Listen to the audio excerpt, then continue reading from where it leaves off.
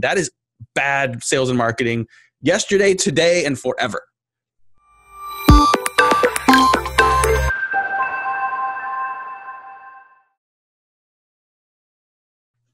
Hi, Matt. Thank you so much for being here. I know you are super busy, so it's such a huge benefit for me and for my students for you to be able to join us. You're my 11th guest on To Market, Nice. And I believe you're my first sales expert. So I'm really excited. Cool. Yeah. This will be a cool one, I think. So we'll just, if you don't mind, we'll just roll right into the questions and we'll let it flow. Right. So the first thing I want to ask you about, and I'm very self-aware as an academic that we kind of have these notions about how things work in the real world with sales and marketing, but honestly, deep down, we don't know if they're really reflected out there in industry. Mm-hmm. So first I want to ask you about the interaction between sales and marketing. So in the classroom, we kind of build up this inherent tension that exists between the sales team and the marketing team. And I want to ask you about how accurate that is. Do you see this manifested in the real world? I would say it is all too often accurate and entirely unhealthy. I think oftentimes you've got a sales organization that does not believe that marketing understands what it means to be revenue responsible, to be accountable for a number. I think you've got a lot of organizations that think that marketing is essentially the glorified arts and crafts department, putting logos on pens and doing trade show booths and not really having accountability for anything other than clicks and likes and retweets and whatever else. So I think that the mistrust often comes from a lack of alignment and a lack of consistent objectives. I think that's entirely unhealthy. It's unproductive for both teams. In B2B, which is where we spend most of our time. We really are focused on helping marketing teams embrace that revenue responsibility to, you have to execute and you want your emails to get open more and you want to get more, pass along and amplification of your social content. I get it.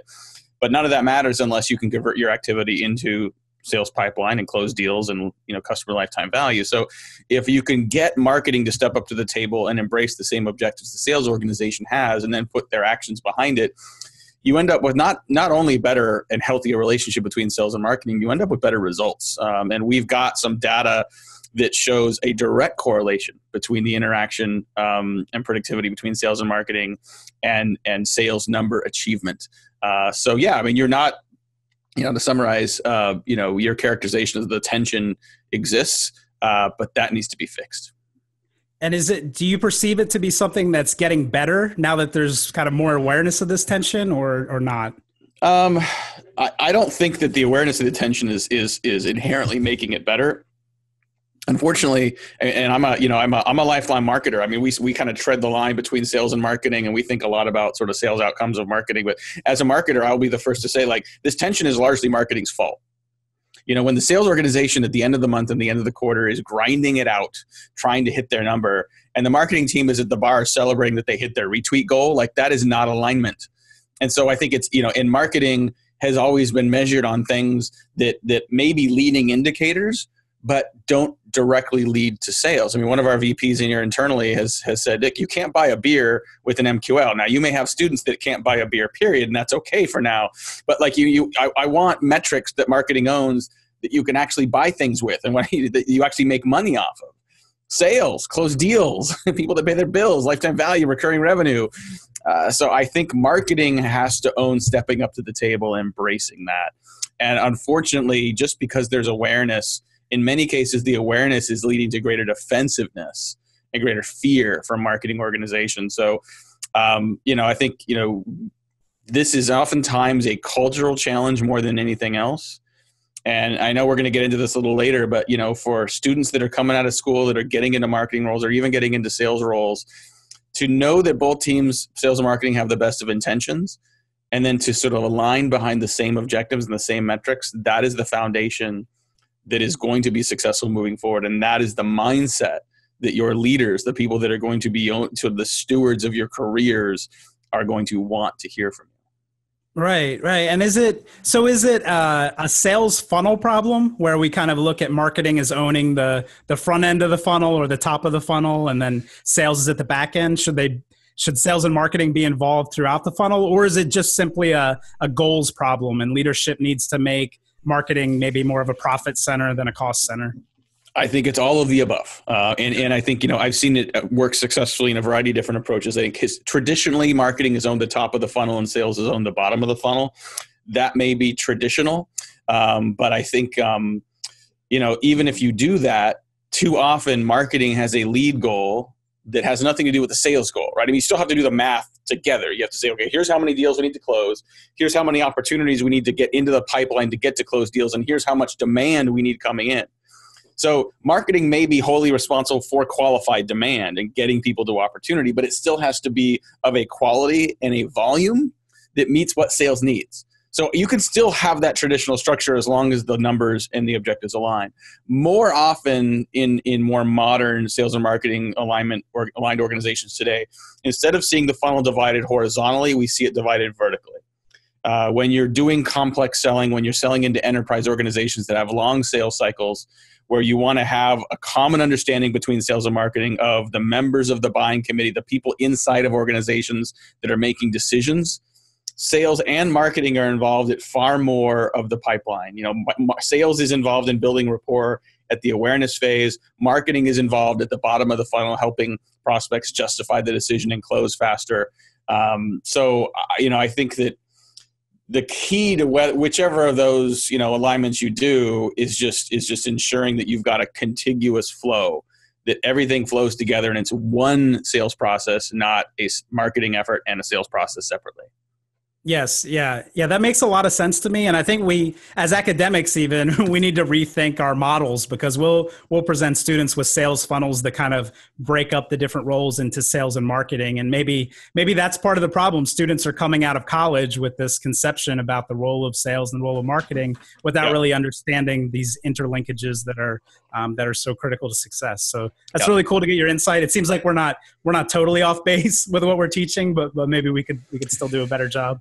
No, I mean, just the fact that you ask those questions and have those insights. I mean, I'll be honest, like we do, there's I went to the University of Washington. There's a sales certificate program here that we're involved with and that we have interns come in from. And I think the more I'm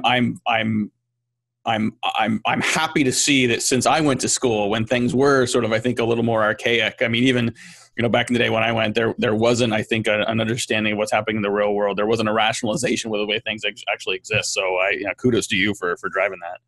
Okay, cool. That's very good. And since we're talking about the archaic way of sales and marketing, I want to transition a little bit to talk about technology because it's interesting. I think it was LinkedIn who actually put out this article, but I was looking at the top skills gaps in different markets, and sales seem to be in the top 10 for a lot of the big markets in the US. But also I think, so it seems like there's a lot of need for people who have an understanding of sales and sales leadership. But then there's also maybe in sales and marketing this fear that automation's kind of creeping in, and it could be threatening some of the roles that we see out there today. So I wanted to kind of get your take on the role of automation and how this is affecting the sales world.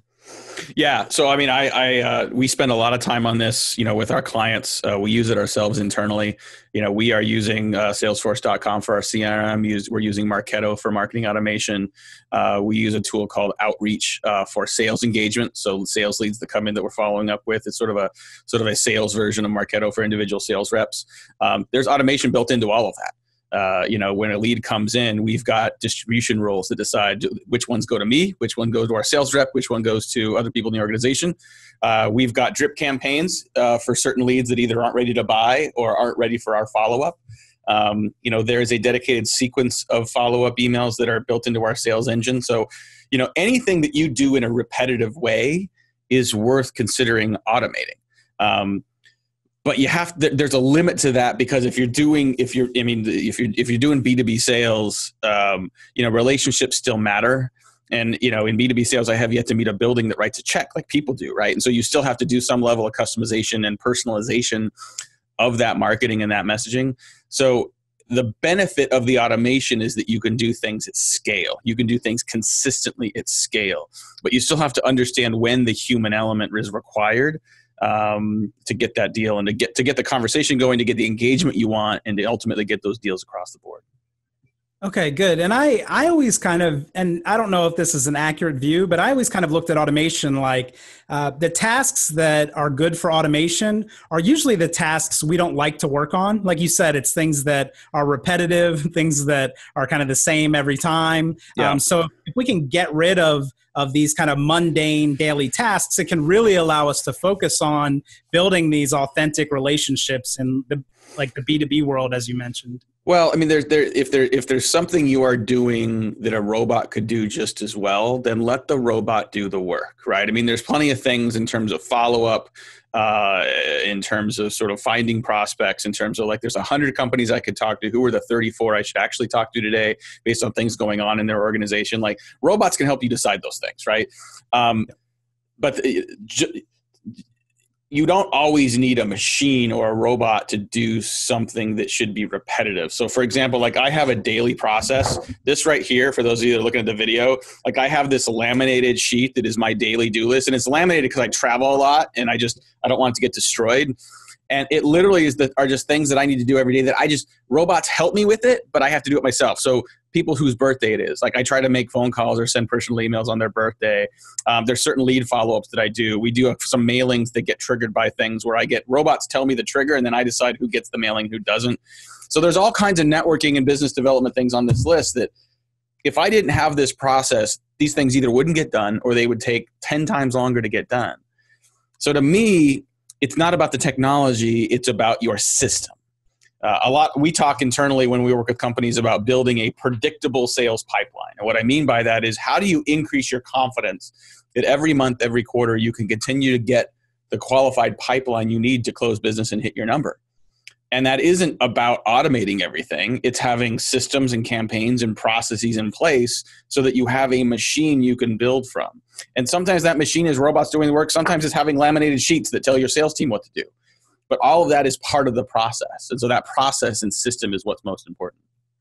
Okay. Yeah. I think that works and that makes sense. One thing that you made me think of is that I've been reading a little bit about artificial intelligence and marketing and artificial intelligence and sales. And it seems like, at least at present day, that AI and automation and all these things work pretty well when you implement them at an incremental level. But when you try to completely transform your organization with automation, then you really open yourself up to disaster and failure. So just kind of having a process that works and then incrementally figuring out where you might introduce automation to improve efficiency or whatever it is seems like the soundest strategy, at least today. Yeah. Perfect is the enemy of good, and I think there's an awful lot of big companies that look at this stuff, the opportunity to launch a marketing technology stack to help their sales pipeline. And they try to do too much too quickly. It doesn't work. You don't build credibility. It takes too long to get up and rolling. I think, even if you buy something like a Marketo, Marketo can do some pretty amazing things, as can Eloquent, part out in the other systems. But we highly encourage our clients and companies we talk to launch that in waves. If you're going to do an account-based marketing effort, don't launch it to your entire global sales organization. Do it with a handful of sales reps or a handful of targets to start with. Not only will that be faster and easier, but you'll have some early success stories that can build internal momentum and motivation to continue to expand the adoption. Right. Yeah. That also makes perfect sense. And, just trying to replace 50 jobs with automation and AI is not going to work. Right. At least at this point in time. So, so I think that incremental approach will probably make sense to most of the listeners as well. Although we do see firms that are trying to do this total overhaul we do too. Yeah. And honestly, what happens is, the bigger the firms that do that, the more cooks in the kitchen, the more people have different ideas of what things should look like. The more politics gets involved, the bigger the project is, the bigger the risk or the bigger the cost of failure, which slows it down even further. And in the meantime, your prospects have started to execute. Your competitors have started to run circles around you while you sit stagnant. It's not a good thing. Right. Well, I want to stick with technology for just a moment here. So I mentioned to you before the broadcast that I teach a marketing and integrated marketing programs and the Salesforce class. Mm-hmm. And as part of that we talk about CRM, customer relationship management systems, quite a bit. And you mentioned Salesforce, and you've talked about all this different software that you're using. So do you see, are we making great strides in CRM? What's changing with CRM, and kind of where is it heading? Is there anything interesting going on in this space with all the access we have to data now? Yeah, I think, this is a pretty amazing time to be in sales and in marketing. The amount of information we have about what's going on inside our organization, the information we have about what our prospects are doing, the ability to really customize the message, to do better account selection. Out of 100 prospects in your market, there are not 100 people that want to buy your product. There's Gartner research around sales readiness that says about 3 to 4% of any given market is actively buying. About 46% is what Gartner calls poised, meaning they have a need. They should be buying, but they're just not there yet. And there's another half the market that's they're not poised. They're not even qualified, right? And so to know who's that 3 to 4%, to know who the 46% are, to know what trigger events or buying signals or milestones might exist in the customer's journey that should move them from the 46% to the 3 to 4.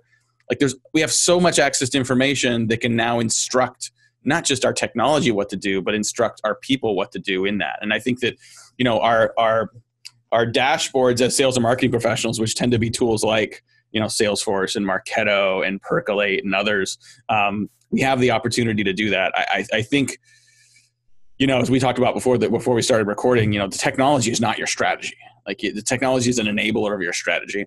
And just because you have a robust tool doesn't mean you need to use the entire tool. People tell me all the time, how could you use Salesforce? It is so complicated. There's so many buttons and bells and whistles on it. You know what else has a lot of bells and whistles that I don't use? Microsoft Word, Microsoft Excel, right? These are tools that I use every day, and maybe I use 5% of it, but that 5% is really important to me. And Salesforce.com for me is the same. I don't use most of the features they have. It is no less sticky and no less important to me because I know what I need to get out of it. My access, I'm literally I'm looking at you and my little Zoom interface here, but then right above that is the bookmarks in my browser. And there are 2 reports that I am in all day long. My access to Salesforce is through those 2 reports. And I run my business on those 2 reports, So I think, there's a lot of information, a lot of process, and a lot of thinking that's gone into, those subconscious decisions that now happen as I work through those reports. But I think, that's what you have to do this well.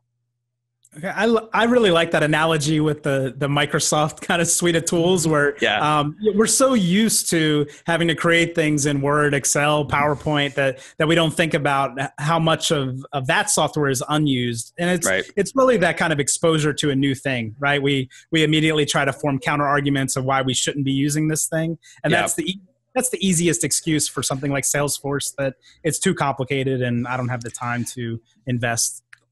Well, on the other side of that is, take a tool like a Marketo or an Elko or a Pardot. They're fairly complicated. You actually, we've got people on our team that have gone through pretty extensive training to become certified on using these tools. And some people will say, wow, those are way too complicated. I don't want to have to use that. I'm like, listen, if you want to just send emails out, go get a Constant Contact or a MailChimp account. We have early stage clients that'll do that. If you're just doing batch and send emails, that's fine. Oh, you want to do scoring? Oh, you want to integrate with Salesforce? Oh, you want to notify your sales team when something comes in and have actual lead distribution? Well, sometimes things worth doing required sophistication. Sometimes what you need to execute requires tools that are not out of the box intuitive. I'm never going to apologize for that on behalf of some of these tools because of what they can accomplish. That said, as we were talking about before, just because one tool has 47 features and another tool has 42 features doesn't mean the tool with the most features is the best tool. It doesn't mean it's the best tool for you. If you were to ask me what is the best marketing automation platform on the market today, just pound for pound, I can give you an answer, and that answer is going to be wrong for 98% of the companies that ask the question. So you really, again, you need to understand your strategy, understand what you're actually going to need, what you're trying to accomplish, and then find the tools and processes that will support that for you. Yes, spot on. That's awesome. And I love your perspective on the technology is not driving everything, right? It's your strategy and then finding the right technology to support what you're doing.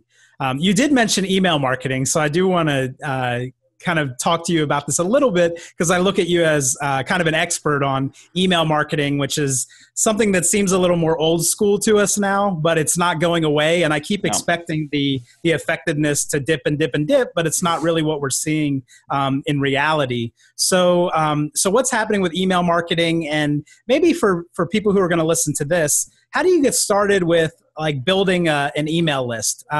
Do we go out and do we buy a bunch of lists, or do we try to build that list organically? Do you just have any like kind of high level tips for being successful with email marketing? Yeah, I think that I'm going to step off out of the channel and just talk about, independent of channel, we're really talking about attention, right? Access is different than attention. Access is I went out and bought a list, or I stole a list, or I built a list, right? Whatever that is, I now have your email address. Today, it's easier and cheaper to get email addresses than ever before. Just because you have access to me doesn't mean you have my attention. Now, if you want my attention, you can get it one of three ways. You can rent it, you can borrow it, or you can own it. And I think, every company today has the opportunity to be a media company and own attention. Historically, we've had to rent attention from other people. Like you rent attention from the magazine you put an ad in. You rent attention from the trade show you buy a booth in. You rent attention from the newsletter that you put an ad in, right? And so that's fleeting and you have to continue to buy it. But, if whoever you're renting attention from has credibility, then you can borrow and sort of draft off that credibility. As you start to have interesting things to say, even if you have to rent and borrow that attention to begin with, if people want to keep hearing from you, then you can start to own that attention and people want to hear from you directly. I mean, there are emails that I get once a month that I cannot figure out how to unsubscribe, and I really wish they would totally go away. There are emails I get every day that I can't wait to read, that I will stop what I'm doing and read them. So I think if we think that email marketing is dead, we think of them as an interruptive tool where we are trying to short circuit the path to attention and engagement. How do you make the move from being interruptive to irresistible? That isn't something you necessarily do overnight, but that is the charter for marketers, for sales reps, for organizations to get to a point where you own the attention of your prospects. That's a really cool answer. And it's analogous to so many things that we talk about in marketing, right? Even in teaching an advertising class, we put our stimulus up there, in a billboard or a TV ad or a radio ad, but it doesn't make any difference if we can't capture that attention. And then hopefully from that attention, we can then shape perception, right? We want the consumer to have some emotional connection to us or even some, rational connection to our product. So maybe it's the same situation with email. And like you said, we've come to view things like, email advertising and email marketing as interruptive. So you need to find a way through, maybe it's through subject lines or just through repeatedly sending out information that's helpful and useful and interesting to kind of break through that and not be considered just email noise. Well, look, I mean, it comes down, what do you have to say that's interesting to me? What can you teach me? What can you do in some cases just to entertain me? But like, there's a variety of ways to get and keep my attention. When we talk to sales organizations or even sort of marketing groups that are trying to not just get an email in front of someone, but get a real good conversation. In those first couple interactions you have with the prospect, one of the ways to try to earn ongoing attention is what's something you could share, what's something you could give to that prospect that they would have paid for? What's an insight in a phone call that your sales rep has that the prospect can lean back in their chair and say, that was helpful. I would have paid for that insight. That changed the way I thought about my business. It helped me sort of challenge my own status quo. Like that is your bar, right? If you're simply going out there, someone and saying, hey, can I have 15 minutes? Hey, can I give you a demo? I think if I could just show you a demo, I think you're really going to love this. No one says yes to that. This is why people hate marketing emails. This is why people hate cold calls. And that's why people think cold calling is dead, because they think it's just interruptive efforts to just wedge someone into 15 minutes of your time. That is bad sales and marketing yesterday, today, and forever. Yep. So, again, like back to channels, I mean, like cold calling is not dead any more than email is not dead any more than social selling is not dead. Like every channel is available to you if you provide value to your customer. Right. That's a really cool perspective. And I think you're spot on yet again. And it transcends email marketing, right? Like you said, it's not just about the channel that you're working in. So thank you for that. And I'm about to let you off the hook here, but I'd be remiss if I didn't ask you, because I teach so many undergraduates and MBAs, and we're trying to train them on sales and marketing. And now that I have you on the line as an expert, I have to ask, what are some skills that will make graduating students, whether they're seniors from an undergrad program or fresh MBAs, what makes people attractive in the sales industry? What kind of skills? Is it software? Is it soft skills? What are people missing? So a couple ways I'll answer that. First is I'm a journalism political science major from the University of Washington. Go Dogs! And so I learned how to be a marketer on the job. I was a marketer until I started this business, and for the last 9.5 years, by default, I'm now in sales as well. Building a pipeline for our business. So I think if there's a program like yours that can give people a real authentic view of what's going on in sales and marketing, that is a huge advantage that I didn't have and that most business schools don't have. I think for marketers that want to understand what's going on, I would say go find some good internships. Like, don't bother just waiting for the internships that are open. Go find companies you want to work for and go reach out to them.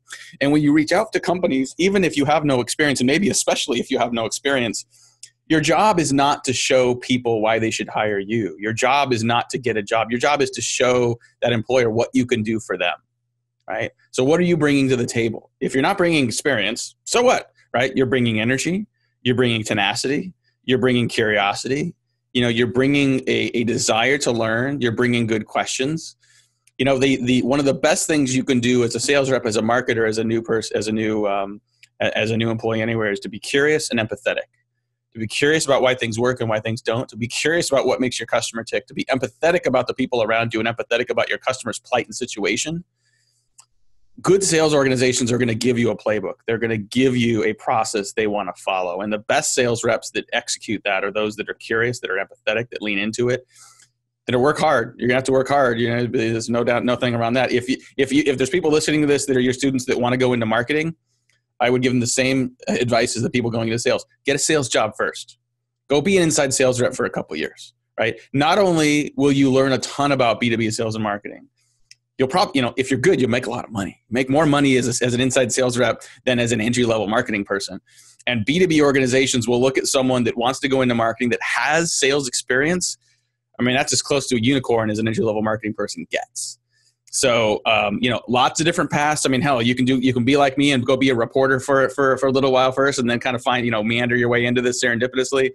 But I would just go after the companies you want, communicate what you're going to bring to the table for them, and then just go make some money and ask a lot of good questions and learn from the people around you and have a good time.